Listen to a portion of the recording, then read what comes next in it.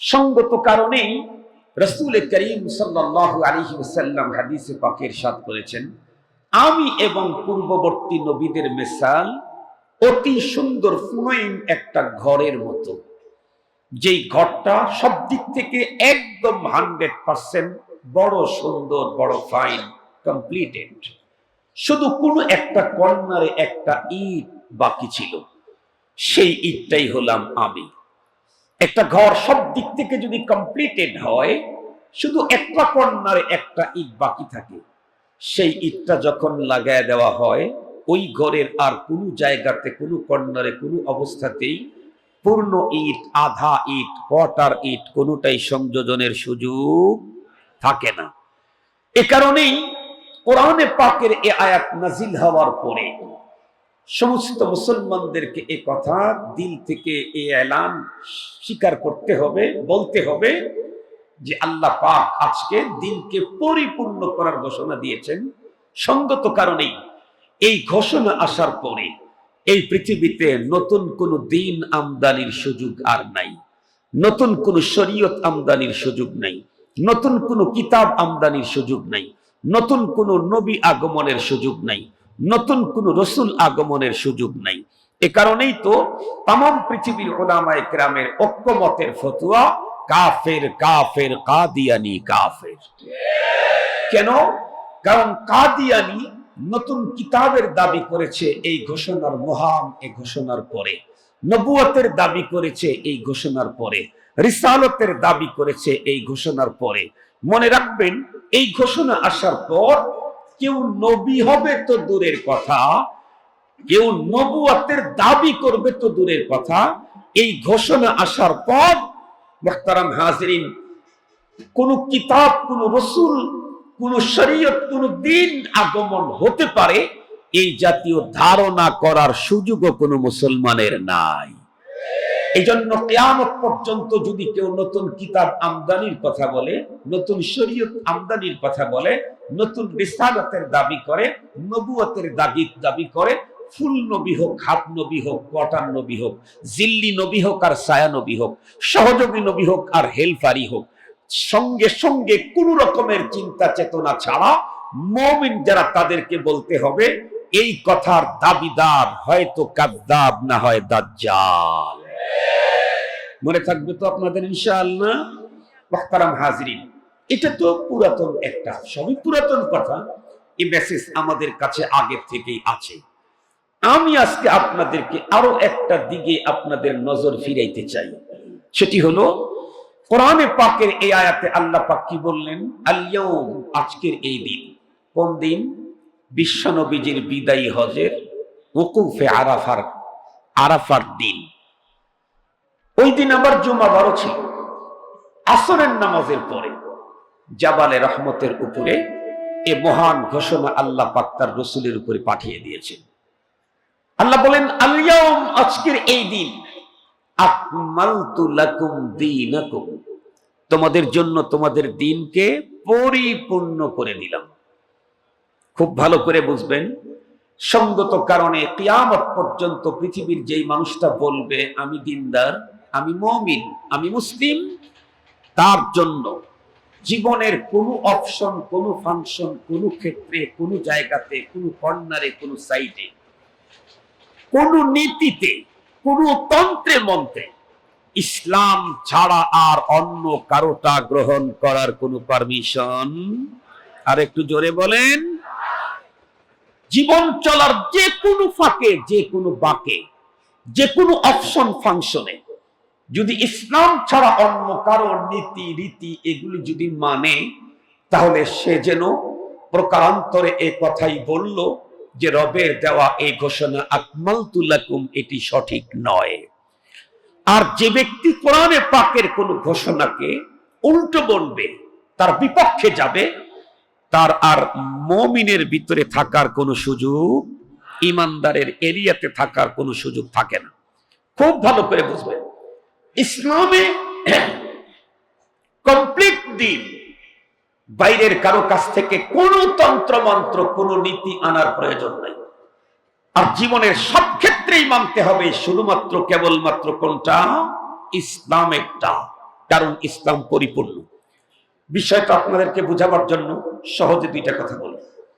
আমরা প্রত্যেকেই জানি আমাদের মহানবী সাল্লাল্লাহু আলাইহি ওয়াসাল্লাম মক্কাতুল মুকাররমা থেকে যখন মদিনা শরীফে তাশরিফ আনলেন হিজরত করে, নবীজি মদিনা শরীফে যাওয়ার আগে মক্কা শরীফ থেকে অনেক সাহাবায়ে কেরামের জাম্মে গফির মদিনাতে চলে গেছেন।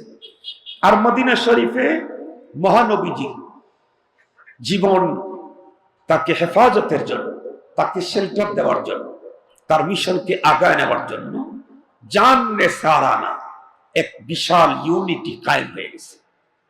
এমত অবস্থায় নবীজি গেলেন মদিনা শরীফে। মদিনা শরীফে যাওয়ার পরে নবী আলাইহিস সালাম কি দেখলেন? মদিনার লোকেরা বছরের নির্ধারিত কিছু দিনে আনন্দ করে, সম্মিলিত আমোদ প্রমোদ করে। তো নবীজি জিজ্ঞাসা করলেন, মা হাদিহি, এই যে এগুলি কি? সাহাবায়ে কেরাম তখন বললেন, কুন্না না'মাল, হুজুর এটা হলো আমাদের বাপ দাদা তারও আগের থেকে একটা সিস্টেম, সম্মিলিত বছরে কিছুদিন আমরা একটু আনন্দ করে থাকি। নবী আলাইহিস সালাম বললেন, দেখো তোমরা তোমাদের বাপ দাদার ধর্মকর্ম ছেড়ে দিয়েছো, ইসলাম গ্রহণ করেছো? বলে জি। তো ইসলাম যেহেতু গ্রহণ করেছো, সুতরাং অতীতের পুরাতন অন্য ধর্মের কোন রকমের সংস্কৃতি সভ্যতার তোমাদের পালন করার পারমিশন নেই। আনন্দ করবে, সবই করবে, কিন্তু সব হতে হবে ইসলামিক স্টাইলে, অন্যদের সিস্টেমে হলে চলবে না। নবী আলাইহিস সালাম বললেন, ঠিক আছে, আনন্দই যেহেতু করবে তোমরা, তোমাদেরকে আনন্দ করার জন্য দিন আমি আল্লাহর কাছ থেকে নিয়ে এসে দিচ্ছি। আল্লাহ পাকের রাসূল মুমিনদের সারা বছরে সম্মিলিত আনন্দ করার জন্য দিনের বেলায় দুইটা দিন নিয়ে এসে দিলেন, ঈদাইন। কি দিলেন? দুই ঈদ দিলেন, দুই ঈদ, ঈদুল ফিতর, ঈদুল আজহা। খুব ভালো করে বুঝবেন। এখন কেউ কেউ বলতে পারে, হুজুর আমরা যেই পদ্ধতিতে আনন্দ করি এটা তো ইসলামের ওই পদ্ধতিতে তো নাই। তাহলে আমি সেই ক্ষেত্রে একটা কথা বলতে চাই, পৃথিবীর সব মানুষের আনন্দ একরকম হয় না। আপনারা সহজে বুঝবার জন্য একটা মিসাল দিলে বুঝবেন। শিশুর আনন্দ যেই পদ্ধতিতে হয়, কিশোরের আনন্দ কি ওই পদ্ধতিতে হয়? কিশোরের আনন্দ যেই পদ্ধতিতে হয়, বালকের আনন্দ কি সেই পদ্ধতিতে হয়? বালকের আনন্দ যেই পদ্ধতিতে হয়, যুবকের আনন্দ কি সেই পদ্ধতিতে হয়? যুবকের আনন্দ যেই পদ্ধতিতে হয়, বৃদ্ধের আনন্দ কি সেই পদ্ধতিতে হয়? বিষয়টাকে বিস্তার বুঝাইতে চাই না, সংক্ষিপ্ত বুঝাবার জন্য বলতে চাই, শিশুর আনন্দ আর বৃদ্ধের আনন্দ একদম বিপরীতমুখী। শিশু যেই বস্তুগুলাতে আনন্দ পায় ওইগুলি বৃদ্ধকে দিলে বৃদ্ধ আনন্দ হয় না, বরং উল্টা বিরক্ত হয়। আপনাদেরকে বুঝাবার জন্য বলি, আপনারা বলেন তো দেখি, একজন শিশুর আনন্দ সবচেয়ে বেশি কিসে? অনেক উন্নত খাবারে না অনেক উন্নত খেলনাতে? কথা বলেন। অনেক কয়েক হাজার টাকার খাবার নিয়ে আসছেন, দেশি বিদেশি মেডিকেটেড, একদম স্বাস্থ্যসম্মত, এক বস্তা নিয়ে আসছেন, ও অত বেশি খুশি না। ওর জন্য 3টা খেলনা নিয়ে আসছেন, খুব খুশি। এখন আপনি বলেন, শিশুটা শিশু থাকতে খেলনাতে ছিল সবচেয়ে বেশি আনন্দ। এই শিশুর দাদা শিশু থেকে যখন বাড়তে বাড়তে শিশু যখন নিজেই দাদা হয়ে গেল, এখন এই দাদার জন্য যদি অনেকগুলি খেলনা দিয়ে দেন, কি পরিমাণে খুশি হবে? বোঝেন না আমার কথা? দাদাকে যদি অনেকগুলি খেলনা দেন, কি পরিমাণে খুশি হবে? তাকে খেলনা দিলে তো খুশি হবেই না, বরং দাদাকে যদি বলা হয় যে তোমার নাতির জন্য আবার একটু খেলনা কিনে নিয়ে আসো, তাই তো দাদা বিরক্ত। কয়েকদিন আগে না 500 টাকার খেলনা নিয়ে আসলাম, আবার আজকে খেলনা। তাহলে একটা সময় যেই জিনিসে আনন্দ পেত সেই বস্তুটাই বয়সের তারতম্যের কারণে এখন বিরক্তের কারণ। বয়সের ব্যবধানে যদি আনন্দের ডিজাইন সিস্টেম যদি পরিবর্তন হয়, তাহলে ধর্মের ব্যবধানের কারণে আনন্দের সিস্টেম পরিবর্তন হওয়াটা স্বাভাবিক। এ কারণে মুসলিমের আনন্দ আর মুশরিকের আনন্দ এক রকমের হতে পারে না। মুসলিমের আনন্দ আর ইহুদির আনন্দ একরকম হতে পারে না। মুসলমানের আনন্দ আর হিন্দুর আনন্দ একরকম হতে পারে না। মুসলমানের আনন্দ আর নাসারা মজুসের আনন্দ একরকমের হতে পারে না। শিশুর আনন্দ আর বৃদ্ধের আনন্দ যেমন একরকমের হয় না, মুসলমানের আনন্দ আর অমুসলিমের আনন্দ এক পদ্ধতিতে কোশ্চিন কালেও হতে পারে না। মাথার মধ্যে কথাগুলো রেখে দিন। আলোচনাটা কেন শুরু করলাম? দুই কারণে। আজকের সম্মেলনটা সিরাতুন নবী সাল্লাল্লাহু আলাইহি ওয়াসাল্লাম, মহানবীজির আদর্শের উপরে আলোচনা। সাথে সাথে এই মাসটা হচ্ছে আবার জানুয়ারি মাস। কোন মাস? জানুয়ারি মাসে মুসলমান কার আদর্শ সেরে কার দিকে রওনা করে, এই জন্য আমি মূলত আলোচনাটা শুরু করেছি। খুব ভালো করে বুঝবেন, জানুয়ারি মাসের প্রথম তারিখ, ডিসেম্বরের শেষ, জানুয়ারির প্রথম তারিখ, রাত্রি 12টা, 0 আওয়ার। এই 0 আওয়ারকে উদযাপন করাকে ইংরেজিতে 31st নাইট বলে। এই বছর যেদিন 31st নাইট, আমার প্রোগ্রাম ছিল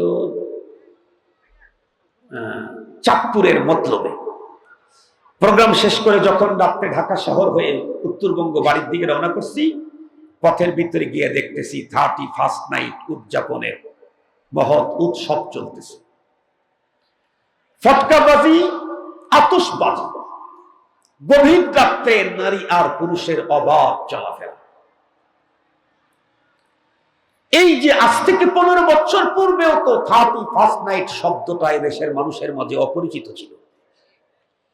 এখন 15-20 বছরের ব্যবধানে 31st নাইট উদযাপন করার লোক দিন দিন বেড়েই চলছে। 31st নাইট কি? এটা কোনো মুসলমান উদযাপন করার পারমিশন আছে কিনা, প্রয়োজন আছে কিনা, এই দুইটা কথা বলে শেষ করে দিচ্ছি। আপনারা প্রত্যেকেই জানেন, শিক্ষিত মানুষ, প্রাচীন রোমক যারা ছিল, এমন কোন বস্তু ছিল না যেই বস্তুর পূজা তারা করে নাই। তারা যেই প্রতিমাগুলার পূজাতে অভ্যস্ত ছিল, তাদের আকীদা মোতাবেক সমস্ত পূজনীয় জিনিসের মধ্যে সবচাইতে বড় পাওয়ারফুল মূর্তি ছিল তাদের, তার নাম হলো জানুস। আপনারা মাহফিল থেকে বের হয়ে গুগলে সার্চ দিয়ে জানুস বলবেন, দেখবেন একটা মূর্তির ছবি আসবে। কিন্তু ওই মূর্তির মুখ একটা না, দুইটা, দুই দিকে। সামনের দিকে যেমন মুখ, পিছনের দিকেও তেমন মুখ। দুই দিকেই দেখে, কমপ্লিট মুখ, সামনে আছে পিছনে আছে। রোমক সেই পূজকদের ধারণা ছিল সমস্ত প্রতিমার মধ্যে সবচাইতে পাওয়ারফুল প্রতিমা হলো জানুস। দুই দিকে চোখ, অতীতকে যেমন দেখে ভবিষ্যৎকে সে তেমনই দেখে। এ কারণে কেউ যদি অতীতের গ্লানি মুছে ভবিষ্যতের সফলতা অর্জন করতে চায়, তাহলে দুই মুখা এই জানুস প্রতিমাকে কন্ট্রাক্ট করা ছাড়া সম্ভব নয়। তাকে আয়ত্ত করতে হবে, তার অধীনে থাকতে হবে, তার সাথে ভাব তৈরি করতে হবে। আপনারা ওর ছবি দেখবেন, এক হাতে একটা চাবি আছে, আর এক হাতে একটা লাঠি আছে। ওদের আকীদা হলো জানুসের হাতে যে চাবি, এটা গোডাউনের চাবি না, জেলখানার চাবি না, যে ওখান থেকে নিয়ে আপনারা কাউকে কাউকে বের করে নিয়ে আসবেন। এই চাবিটা হলো জান্নাতের চাবি। আপনারা আউযুবিল্লাহ, নাউযুবিল্লাহ, আলহামদুলিল্লাহ, বিসমিল্লাহ কিছুই বললেন না, মানে আপনাদের কোনো ভাবই নাই, বেহিস হয়ে গেছে। আপনারা না শাহজালাল রহমাতুল্লাহ আলাইহির মাটির মানুষ, আপনারা যে অনুভূতিহীন হন, তাহলে তামাম দুনিয়া তো মরে যাবে। আপনাদেরকে জাগ্রত থাকতে হবে, জাতিকে আপনারা জাগাইতে হবে, আপনাদের জিম্মাদারি আছে। এজন্য কথাগুলো একটু ভালো করে শুনবেন। তাদের ধারণা হলো যে জানুসকে যদি কেউ আপন করতে পারে, তাহলে মরণের পরে জান্নাতে যাওয়া তার জন্য সহজ, কারণ জান্নাতের চাবি তার হাতেই। আর যদি কেউ জানুসকে কন্ট্রোল কন্ট্রাক্ট না করে, এই মত অবস্থায় তার যদি মরণ হয়, তাহলে এই লোকটা জান্নাতের দরজা থেকে চাবির অভাবে চলে আসতে হবে। এই কারণেই তারা করত কি, তাদের বড় বড় স্থাপনার সদর গেটে এই জানুস প্রতিমা বানায় রাখত।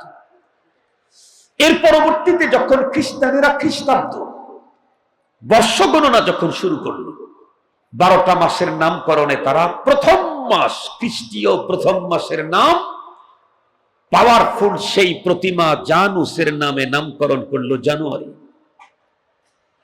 এখন এই জানুয়ারির 0 আওয়ার, 31শে ডিসেম্বর খ্রিস্টানদের খ্রিস্টাব্দ। বলেন তো দেখি, ওদের তারিখ চেঞ্জ হয় কখন? রাত্রি 12টায়। সূর্য ওঠার সাথেও সম্পর্ক নেই, ডোবার সাথেও সম্পর্ক নেই, রাত্রি 12টায়। রাত্রি 12টায় কেন তারিখ চেঞ্জ হয়, দিনের 12টায় কেন নয়? এই কথার উত্তর পৃথিবীর বিশ্বমানের কোন সায়েন্টিস্ট তো সদুত্তর যুক্তিযুক্ত কোন উত্তর উপস্থাপন করতে পারবে না, মনে চাইছে তাই করে ফেলেছে। ঘড়িটা তো আমরা আবিষ্কার করি নাই, ওরা আবিষ্কার করছে। এই জন্য 0 আওয়ারটা দিয়ে রাখছে রাতের 12টায়। আমরা আবিষ্কার করলে আমাদের মতো করে রাখতাম। খুব ভালো করে বুঝবেন, ইসলামের তারিখ পরিবর্তন হয় বেলা ডোবার সাথে।